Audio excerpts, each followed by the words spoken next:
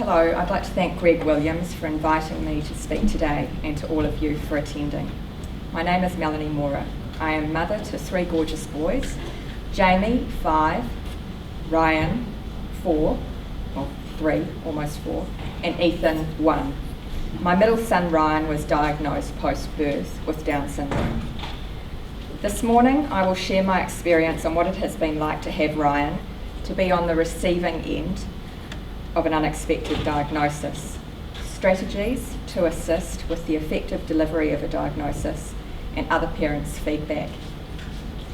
I would like to begin with the article I wrote a year ago now on our family's journey with Ryan.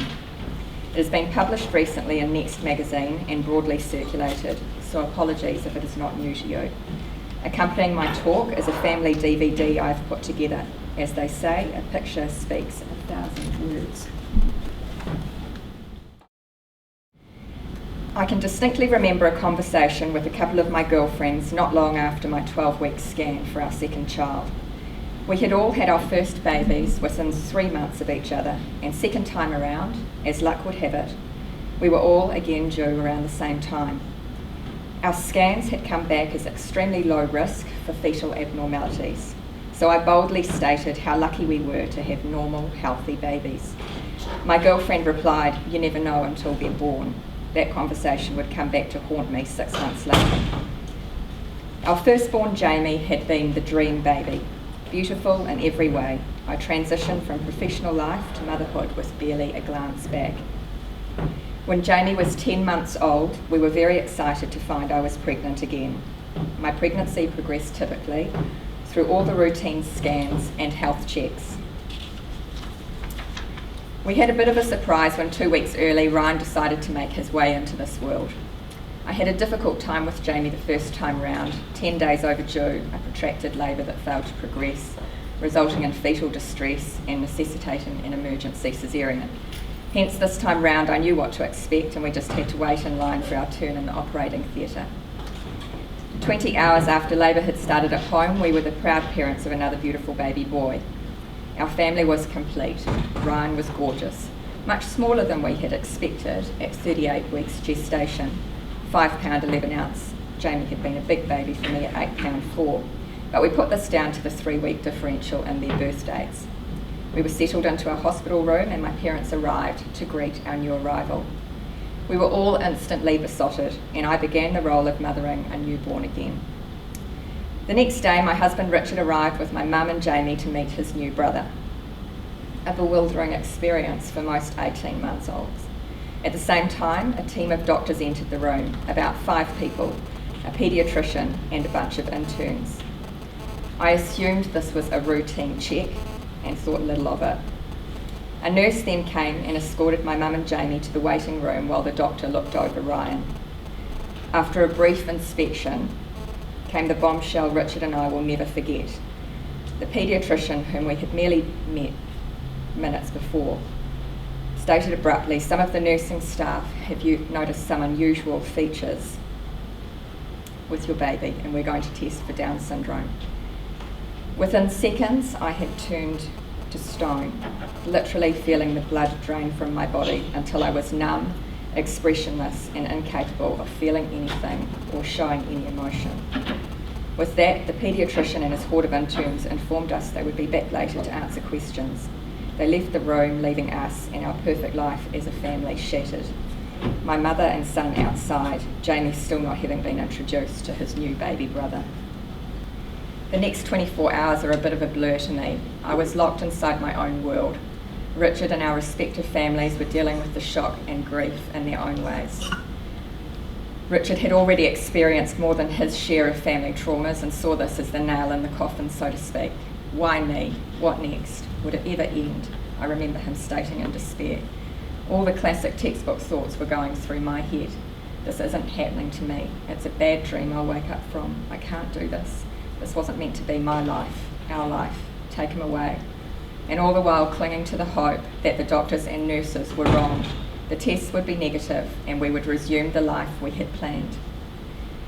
However, through all this emotion, all these thoughts, I never let Ryan leave my room, and at some point in the night, when I was holding him, feeding him, it dawned on me that he was still the same gorgeous, beautiful boy with whom I had been besotted a mere 12 hours earlier, before the medical team had delivered that blow and taken those precious newborn moments from us. And so, whilst clinging to the hope that they were wrong, I began to feel again, love him again, and begin the road to accepting we might be on a different journey to the one we had expected. I will always be grateful I had that time with Ryan before the diagnosis, to love him before a stranger labelled him unusual, different. And when Richard came in the next morning, I had psychologically turned a corner, and we began to talk, to share our feelings with each other. Richard contacted a paediatrician who had been recommended to us, so we could find out what we might be dealing with from someone of our choosing. If we were to move forward in a positive way, we had to alienate ourselves from the doctor who had delivered the crushing news in such an unfeeling, uncompassionate, public way. I know there's no easy way to deliver such unexpected news, but there is a compassionate way. Who was he to us? My midwife didn't know yet, nor did my specialist. He did not have to tell us right there and then with all those interns watching us like some kind of freak show. He could have let someone we knew and had a relationship with deliver that news, or at the very least be present. He left us with nothing but doom and hopelessness.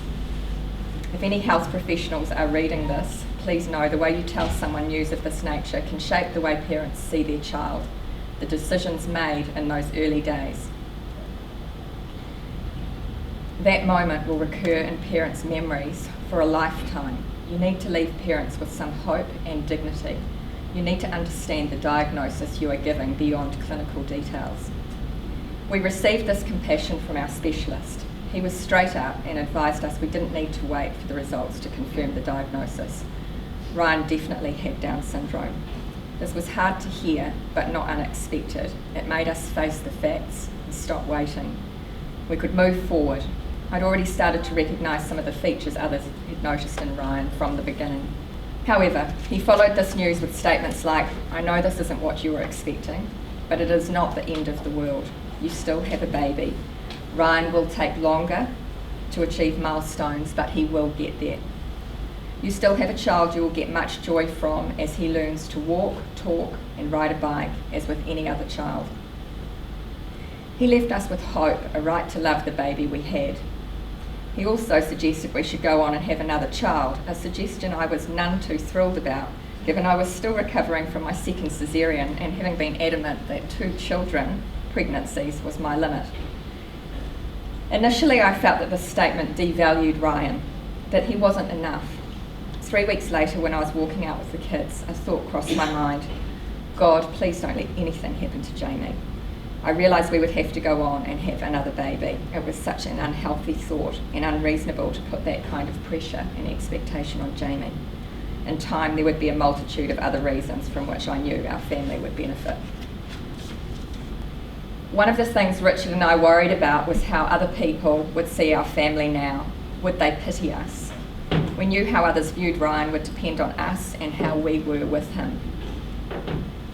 Hence, we decided early on that Ryan would be given every opportunity to keep up with us as a family. He would be out in the community, accepted, not hidden. We would be envied, not pitied. We would not be victims. Ryan would be the making, not breaking, of our family. We would do everything we wanted to in life and more. We would not be limited by a diagnosis. This positivity was hard initially. It was cultivated rather than natural, as we dealt daily with the roller coaster of emotions. But very quickly, we put the dark early days well behind us. The positive way we felt about Ryan and our family became natural. We adored him every bit as much as Jamie. Our family was special, and he was a gift enabling us to see life differently. The experience had brought Richard and I closer than ever. It had enabled us to see character and strengths in each other, which otherwise would have lain dormant. Our extended family benefited also as Ryan worked his magic. He wormed his little way into everyone's hearts.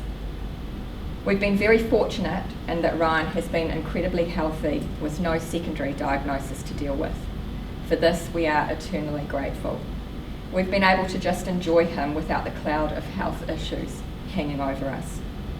Consequently, after the early stages of information gathering on the syndrome, I stopped looking for the problems. I've never felt compelled to look into what the future ahead holds for Ryan and our family. After all, I never worry about what Jamie will be doing tomorrow, 5, 10 or 15 years down the track. If I constantly worried about the future, about things that might never happen, I would miss today and the child I have now. And that would be a crime, because today, and in fact from very early on in Ryan's life, we realised we would not have missed Ryan or this journey for anything. I'm so grateful now that he is with us, that he was not detected in those early scans, because whilst not casting any judgment on others, I know what decision we would have made, and it would have been an ill-informed one. No one could have told us or predicted how beautiful, engaging, loving, enchanting he was going to be. No one could have told me how much we would love him, how much his big brother Jamie would adore him, how much his grandparents would love him. What a huge dimension he would add to our life. Ryan is 2.5 now, has just started standing, very proud of himself, and has all the precursors to walking. He just has to decide to do it. He's attempting to copy words and loves dishing out kisses and cuddles. He's well behaved, sleeps well, travels well, and is a joy to have around. About the only thing I truly despair over is his fussiness with food. But, as with all things, I know we will get there in time. I've written Ryan's story whilst on a lengthy 2-week hospital stay after the safe and healthy delivery of our third gorgeous little boy, Ethan, 4.5 weeks earlier than scheduled. It's funny the way fate plays its hand. This beautiful boy we never would have had it not been for Ryan.